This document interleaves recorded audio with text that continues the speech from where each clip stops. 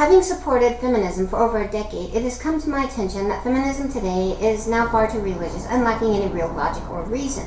So I shall differentiate between the feminist movement to battle for equality from the religious-like feminists who are just pushing too far on the issue by calling the latter neo-feminists.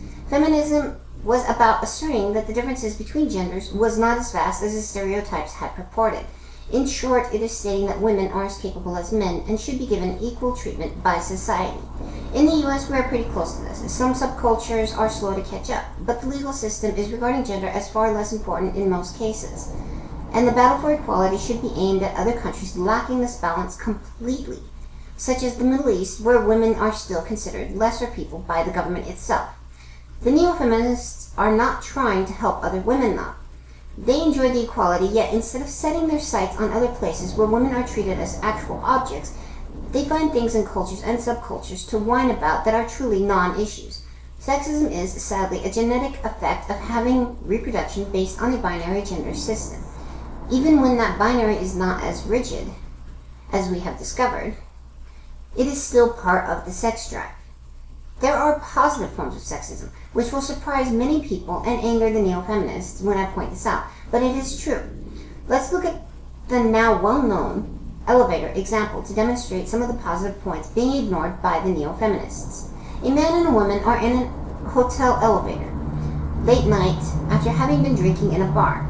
I am discarding the language added based on stereotypes to show what this story actually says. The man turns to the woman and states that he enjoys her views and would like to talk more, then offers coffee and an opportunity to have a discussion. She turns it down and they both retire to their rooms without further incident. So here we have a man seeking an opportunity to find out more about a woman. That is the only fact we can deduce from the story, and there is no mention of uninvited groping or insults ensuing after being turned down, which would have changed the matter entirely. Let's read the story on a scale of how flattering it is, positive being flattering, negative being insulting. First point, the man stated he enjoys the woman's views. This is a flattering statement to all public speakers by default. If you are a public speaker and this insults you, then you have serious self-worth issues. Anyone who's opinionated should find this a compliment, and I'd wager that 99% of humanity is very opinionated. So this goes to the positive. That's positive 1 on the scale thus far. The second point is that the man stated he would like to discuss these ideas, pretty much stating that he would enjoy hearing more of her speak. You're welcome for that, neo-feminists. This was an issue that the original feminist movement addressed, the lack of discussion between men and women, that men would always discount the ideas and opinions of the women outright without even listening to them. We changed that. Well, actually, I can't take much credit for it, because the generation prior to mine actually changed most of it.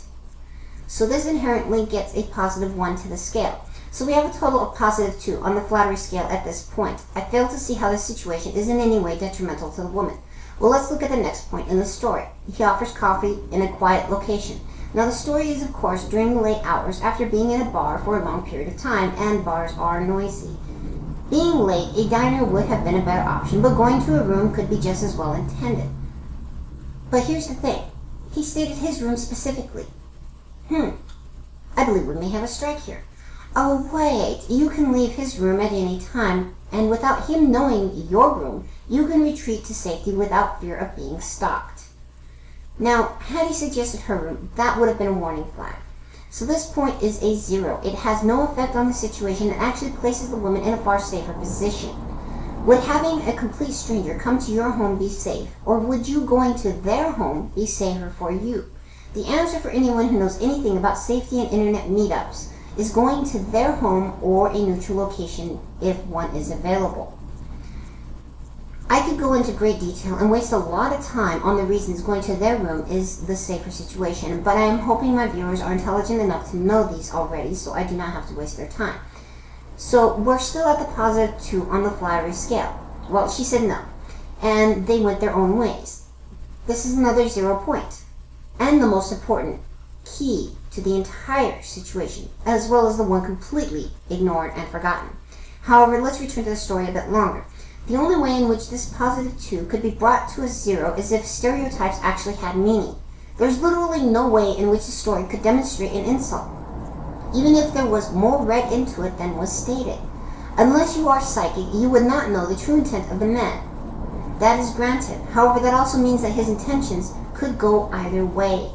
The clue to his intentions lies in the response to the rejection.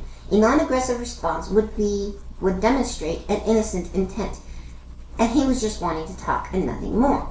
Now, an aggressive reaction to the rejection would have actually demonstrated a less than innocent intent. If the rejection was aggressive, I would concur that the man was in the wrong. However, still not sexist, just weak and lacking any social skills. In other words, even at its worst, the story is not sexist. At face value, it's the exact opposite of sexist.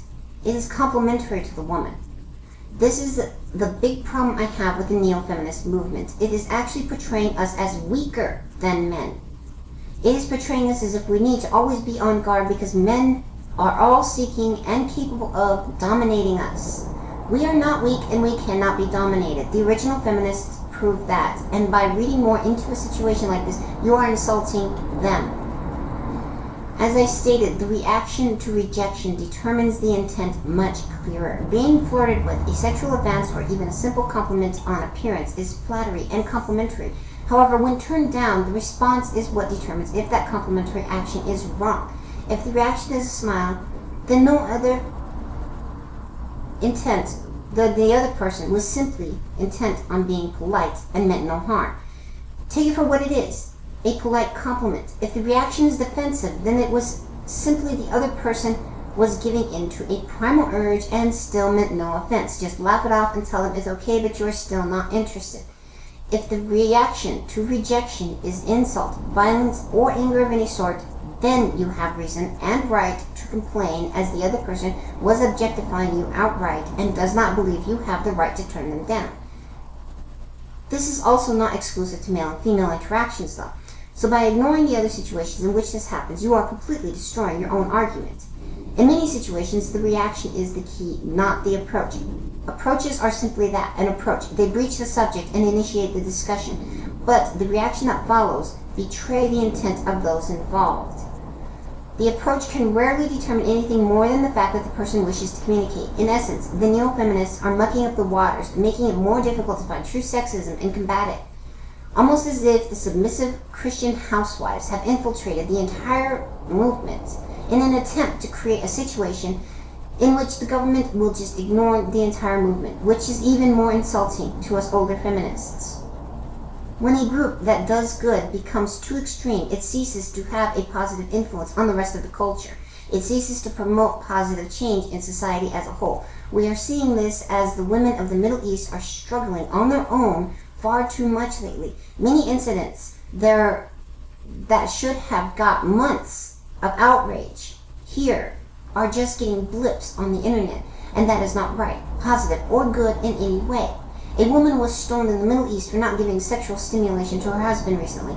There was all of maybe 100 videos on the subject and maybe a few hundred paragraphs total in all the blogs online. The news barely even touched the story. It was largely forgotten. Yet here we are focusing on a complete non-issue just for the sake of modern drama. Men, stop worrying so much. Hold that door open for us, tell us we have a beautiful smile, and continue to try to woo us with gifts. And thank you for those gifts. Neo-feminists, get your shit straightened out.